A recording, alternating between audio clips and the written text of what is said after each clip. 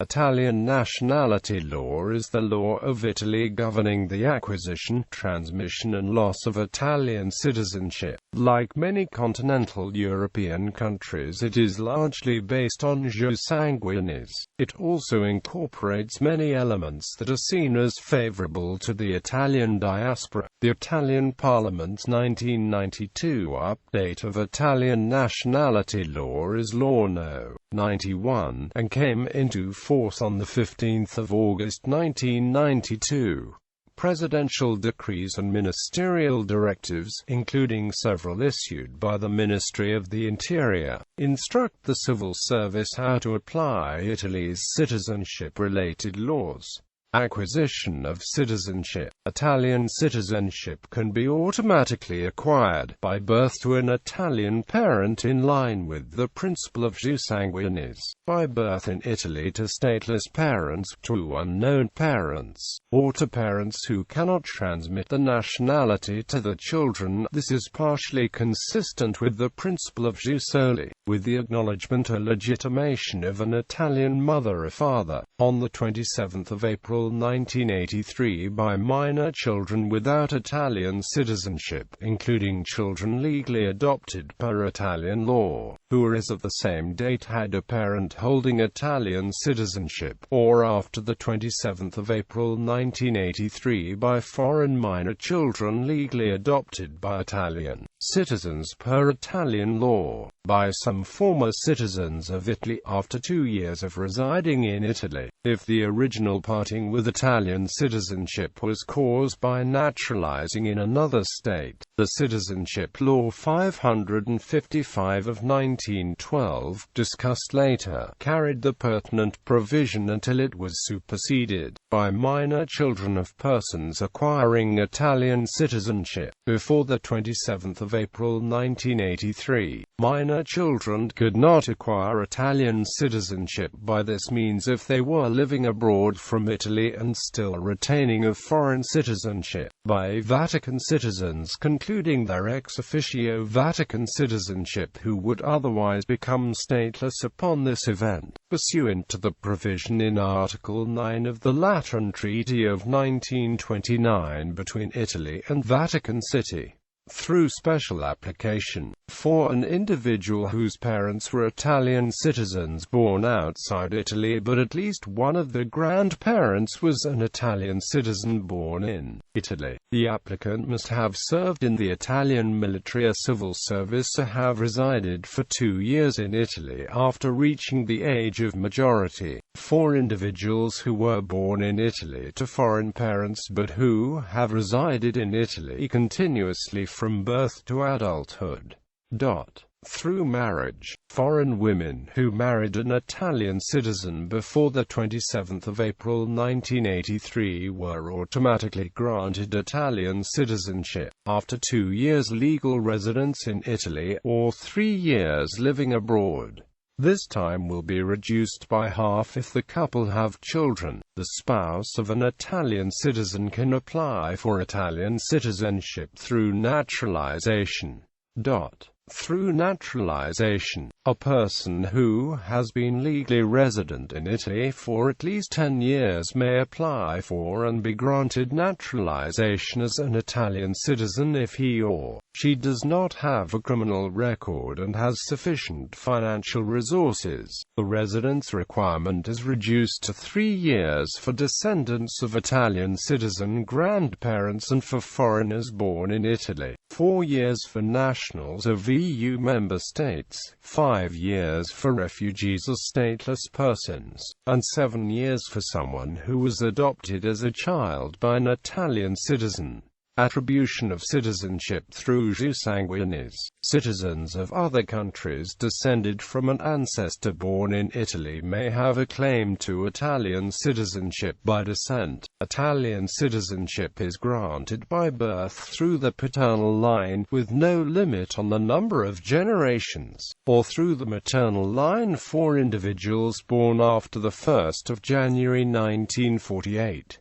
An Italian citizen may be born in a country whose citizenship is acquired at birth by all persons born there.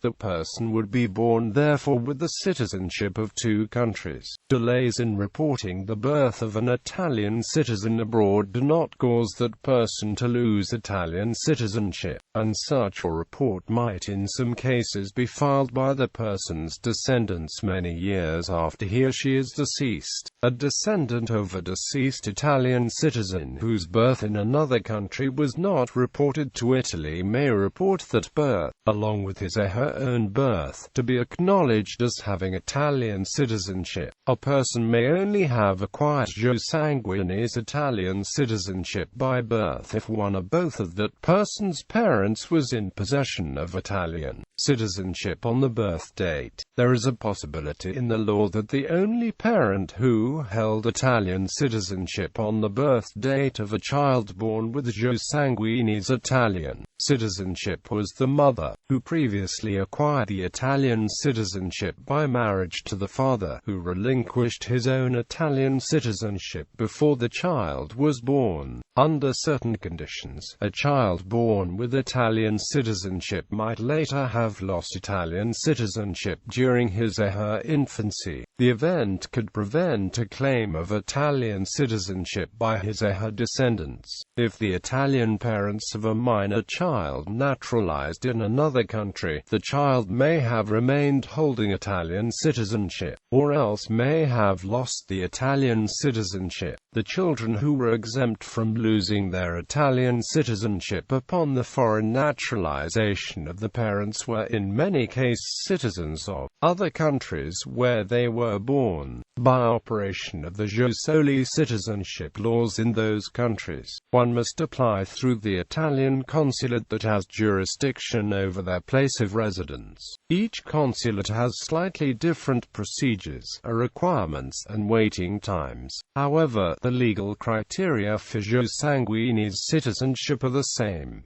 Basic criteria for acquisition of citizenship jus sanguinis. There were no Italian citizens prior to the 17th of March 1861, because Italy had not yet been a unified state. Thus, the oldest Italian ancestor from whom Italian citizenship is proven to be derived in any jus sanguinis citizenship claim must have been still alive on or after that date.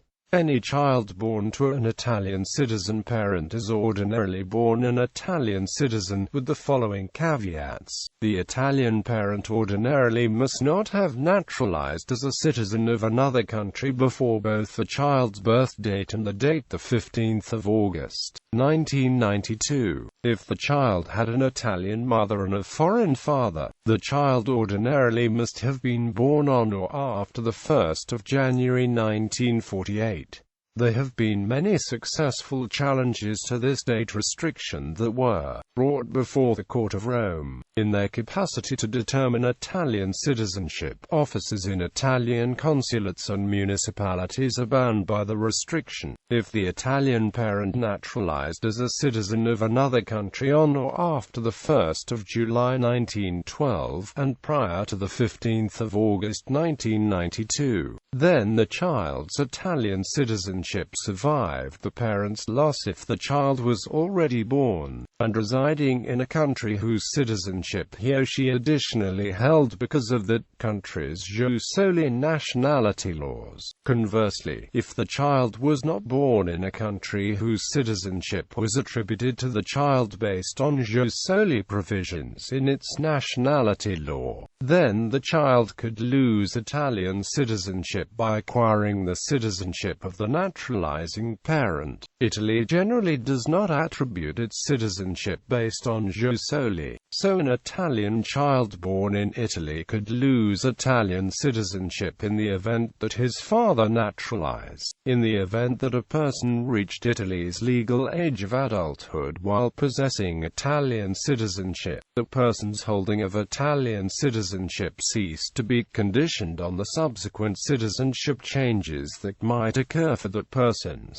parents. So if the Italian parent naturalized naturalized as a citizen of another country. Then the child's Italian citizenship could survive the parent's loss if he or she reached legal adulthood prior to the parent's naturalization. If the child's Italian father naturalized as a citizen of another country prior to the 1st of July 1912, the child's Italian citizenship was not directly impacted by the father's loss if the child reached legal adulthood by the time the father naturalized, or else if the child was residing in Italy when the father naturalized. Italian citizens naturalizing in another country prior to the 15th of August 1992, while being of legal adult age, typically lost their Italian citizenship at the time. Italy has been a participant in the Strasbourg Convention on the Reduction of Cases of Multiple Citizenship. Children born outside of Italy with the citizenship of a member country may not have been able to hold Italian citizenship by birth because of this convention. The convention has also extended the era when Italians could lose citizenship by foreign naturalization to dates later than the 14th of August 1992, if the naturalization were in a participant country. All conditions above must be met by every person in a direct lineage. There is no generational limit, except in respect to the date of the 17th of March 1861. Note that if an Italian ancestor naturalized as a citizen of another country independently from his or her parents, and prior to reaching legal Italian adulthood, then often that ancestor retained Italian citizenship even after the naturalization and could still pass citizenship on to children. Also, having one qualifying Italian parent, who except in certain situations could only have been the child's father if the birth occurred before 1 January 1948, is sufficient for deriving citizenship, even if the other Italian parent naturalized or otherwise became unable to pass on citizenship. Sometimes that qualifying parent is the foreign-born mother, because foreign women who married Italian men prior to the 27th of April 1983 automatically became Italian citizens and, in many cases, retained that citizenship even when their Italian husbands later naturalized. Legislative history of Italian citizenship. The Statuto Albertino, put forth in 1848 by the Kingdom of Sardinia, was the first basic legal system of the Italian state, formed in 1861. It was not a true constitution, but was essentially an outline of the fundamental principles on which the monarchic rule was based. Article 24 reads, "All subjects, whatever be the title or rank, are equal before the law. All enjoy equally the civil and political rights, and are admissible to the civil and military offices, except under circumstances determined in the law." This proclaimed equality before the law referred nonetheless only to men, since women were subordinate to the authority of the paterfamilias. This was held very pertinent in the matter of citizenship, as the subordination of women and also their children to the husband made it so that each event regarding the husband's citizenship would be transmitted to the family. These events could include the loss or reacquisition of citizenship. For example, the family might lose Italian citizenship if the husband naturalized in a foreign state. Law No. Despite the fact that the Statuto Albertino did not make any reference to the equality or inequality between the sexes, the precept of the wife's subordination to the husband, one having ancient antecedents, was prevalent in the basic legal system. There are numerous examples in the codified law, such as Article 144 of the Civil Code of 1939 and, specifically, Law Number 555 of the 13th of June 1912 on the Italian citizenship. Law 555 established the primacy of the husband in the marriage and the subordination of the wife and the children to his events pertinent to his citizenship. It established that jus sanguinis was the guiding principle and that jus soli was an ancillary possibility. The children followed the citizenship of the father, and only in certain cases, the citizenship of the mother. The mother could transmit the citizenship to her children born before the 1st of January 1948 only in the special cases found in paragraph 2 of Article 1 of this statute. These cases arose if the father was unknown, if he was stateless, or if the children could not share the father's foreign citizenship according to the law of his county. In this last situation, the Ministry of the Interior holds that if the child received jus soli citizenship of the foreign country where he was born, the mother's Italian citizenship did not pass to the child, just as in situations where the child received the father's citizenship by jus sanguinis. Women lost their original Italian citizenship if they married a foreign husband whose country's laws gave its citizenship to the wife, as a direct and immediate effect of the marriage.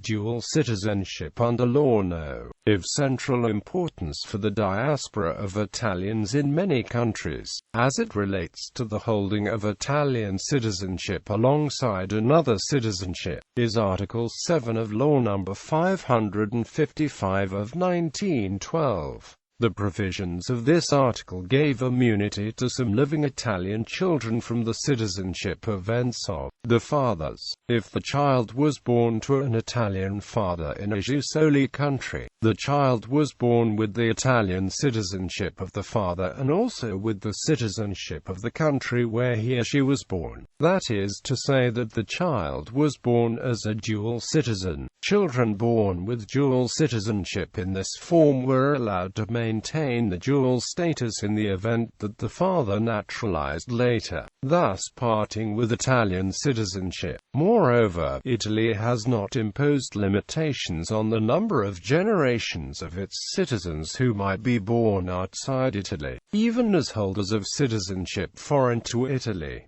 Article 7 reads, except in the case of special provisions to be stipulated by international treaties, an Italian citizen born and residing in a foreign nation, which considers him to be a citizen of its own by birth, still retains Italian citizenship, but he may abandon it when he becomes of age or emancipated. Since Italian laws in this time were very sensitive to gender, it remains to be stated that the benefit of Article 7 was extended to both male and female children. A girl of minor age could keep her Italian citizenship in accordance with Article 7 after the naturalization of her father, but she still might not be able to pass her own citizenship to her children, particularly if they were born before 1948. Law 555 of 1912 contains a provision causing the Italian children of Italian widows to retain their Italian citizenship if the widow should acquire a new citizenship by remarrying, to be found in Article 12. The children concerned could keep their Italian citizenship even if they received a new one by derivation from the mother when the remarriage occurred. Foreign women contracting marriage with Italian men before the 27th of April 1983 automatically became Italian citizens. If a woman's acquisition of Italian citizenship by marriage did not produce an effect upon the woman's citizenship in her country of origin, she was therefore a dual citizen. Article 10 of Law 555 of 1912 provided that a married woman could not assume a citizenship different from that of her husband. If an Italian woman acquired a new citizenship while her husband remained Italian, she was a dual citizen, and Law 555 of 1912 was not cognizant of her new status in the state where she acquired citizenship during her marriage. Loss of Italian citizenship under Law No. Italian citizenship could be lost by a man or woman being of competent legal age who of his or her own volition naturalized in another country and resided outside of Italy. Italian citizen women married to Italian citizen husbands could not lose the citizenship if the husband's Italian citizenship was retained by the minor and unemancipated child, without the immunities from loss to be found in Articles 7 and 12. Who, residing outside of Italy, held a non-Italian citizenship and lived with a father whose Italian citizenship was also lost by the woman whose Italian citizenship was a consequence of marriage to an Italian citizen, if upon becoming widowed or divorced, she returned to the country of her origin to live there as a citizen. This scenario of loss was possible only before the date the 27th of April 1983, by the citizen who accepted employment with a rendered military service to a foreign state, and was expressly ordered by the Italian government to abandon this activity before a deadline, and still persisted in it after the said deadline. This kind of loss was rather uncommon, and could only occur if the Italian government contacted the citizen whose abandonment of service to a foreign government was demanded. Loss of Italian citizenship carried with it the inability to pass Italian citizenship automatically to children born during the period of not holding the citizenship. Still, Italian citizenship could sometimes be acquired by children of former citizens requiring the citizenship, because Law 555 of 1912 underwent revision to meet the Republican Constitution's requirement that the sexes be equal before the law. A determination of citizenship for a child involves an analysis of the events of both parents and possibly the ascendants of both. The 1948 Constitution of the Republic. The Constitution of the Italian Republic entered into effect on 1 January 1948. With the Salerno Pact in April 1944, stipulated between the National Liberation Committee and the monarchy. The referendum on being governed by a monarchy or a republic was postponed until the end of the war. The 1848 Constitution of the Kingdom of Italy was still formally in force at this time, since the laws that had limited it were, to some extent, abolished on 25 July 1943. The referendum was held on 2 June 1946.